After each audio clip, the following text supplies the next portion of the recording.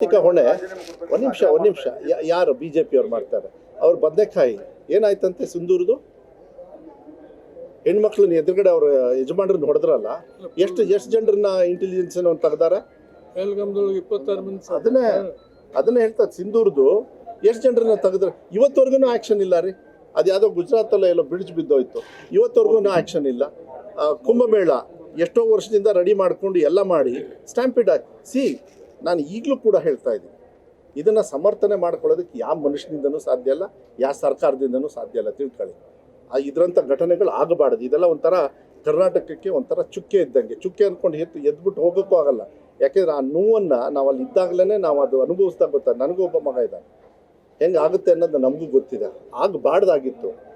ಇಂಥ ಸಂದರ್ಭದಲ್ಲಿ ಸರ್ಕಾರಗಳು ಏನು ಮಾಡಬೇಕು ಅದನ್ನು ಕರೆಕ್ಟಾಗಿ ಮಾನ್ಯ ಸಿದ್ದರಾಮಯ್ಯ ಅದನ್ನ ಪ್ರಶ್ನೆ ಮಾಡದೇ ಇದ್ದೆ ಒಳ್ಳೆಯದು. ಪ್ರಶ್ನೆ ಮಾಡಿ, ಏನು ತಪ್ಪೇನಲ್ಲ, ಆದರೆ ಕಾನೂನು ರೀತಿಯಲ್ಲಿ ಅದು ಹೋಗೋದು ಮುಂದೆ ಒಳ್ಳೆಯದು ಅಂಥೇಳಿ BJP ಅವ್ರು ಹೇಳ್ತಾರೆ ಅಂತ ಉತ್ತರ ಕೇಳೋಕ್ಕಾಗಲ್ಲ. ಕುಮಾರಸ್ವಾಮಿ ಅವ್ರು ಹೇಳಿದ್ರಪ್ಪ, ಗವರ್ನರ್ ಅವ್ನು ಯಾವನು ಅಂತ. ಪಕ್ಕದಲ್ಲಿ ವಿಜೇಂದ್ರ ಕೂತ್ಕೊಂಡ್ರೆ ಇರ್ತಾರೆ. ಏನು ಮಾಡ್ತಿದ್ರಂತೆ? ಅಲ್ಲಿ ಕಿಸ್ಕೊಂಡು ಕೂತ್ಕೊಂಡಿದ್ರು. ನಾಚಿಕೆ ಆಗಲ್ಲ ಅವರಿಗೆ? ಇವ್ರು ರೆಸಿಗ್ನೇಷನ್ ಕೇಳ್ತಾರಲ್ಲ, ನರೇಂದ್ರ ಮೋದಿ ಅವ್ರದ್ದು ಕೇಳಿದಾರ ಇವರು? ನಾನು ಇಷ್ಟು ಹೇಳ್ತೀನಿ, ನಾನು ಬನ್ನಿ ಡಿಸ್ಕಷನ್ಗೆ, ನಾನು ಈಗ ಕೂತ್ಕೊಳ್ತೀನಿ, ಸ್ಟಾರ್ಟ್ ಮಾಡೋಣ. ಯಾಕೆ ಪಹಲ್ಗಾಮ್ ವಿಚಾರ? ಒಬ್ಬರು ಹೆಣ್ಮಗಳು ಅವ್ರ ಯಜಮಾನ್ರನ್ನ ಕಳ್ಕೊಂಡ್ರು ಶಿವಮೊಗ್ಗದಲ್ಲಿ. ನಾನಿದ್ದೆ ಇಡೀ ದಿವಸ ಅವ್ರ ಮನೆಯಲ್ಲಿ ನಾವಿದ್ವಿ. ನಾ ಕೇಳ್ತೀನಿ, 2 ವರ್ಷ ಕೋವಿಡ್ ಟೈಮಲ್ಲಿ ಇವ್ರಿಗೆ ರಫೇಲಿಗೆ 30,000 ಕೋಟಿ 36,000 ಕೋಟಿ ಕೊಡೋಕ್ಕಾಯ್ತು. ಯಾಕೆ ಸೋಲ್ಜರ್ಸ್ನ ಯಾಕೆ ತೊಗೊಳ್ಳಿಲ್ಲ ಅವರು? ರಿಕ್ರೂಟ್ಮೆಂಟ್ ಯಾಕೆ ಮಾಡಲಿಲ್ಲ?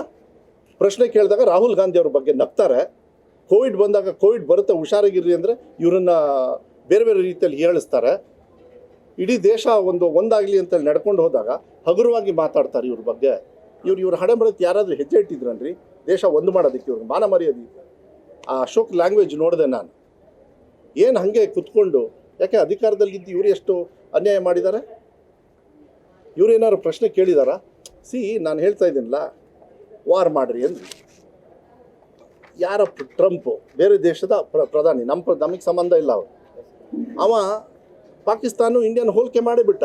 ನಿಮ್ಮಿಬ್ಬರಿಗೂ ಕಾಮನ್ ಸೆನ್ಸ್ ಇದೆ ಅಂದರೆ ನೀವೆಲ್ಲ ಇದ್ದೀರ ಅದ್ರೊಳಗೆ ತಿಳ್ಕೊಳ್ಳಿ. ನಾನು ಒಬ್ಬನೇ ಅಲ್ಲ, ನಾನು ಮಾತಾಡ್ತಾ ಇರೋದು ನಿಮ್ಮ ಪರವಾಗೂ ಮಾತಾಡ್ತಾ ಇದ್ದೀನಿ. ನಿಮ್ಮನ್ನೆಲ್ಲ ಕಾಮನ್ ಸೆನ್ಸ್ ಅನ್ನಲ್ಲ. ಯಾವ ಸೆಂಟ್ರಲ್ ಮಿನಿಸ್ಟರ್ ಅದ್ರ ಬಗ್ಗೆ ಮಾತಾಡಿದರು? ನಾವು ಹೇಳಿದ್ವಿ ತಾನೆ ವಾರ್ ಮಾಡಿ.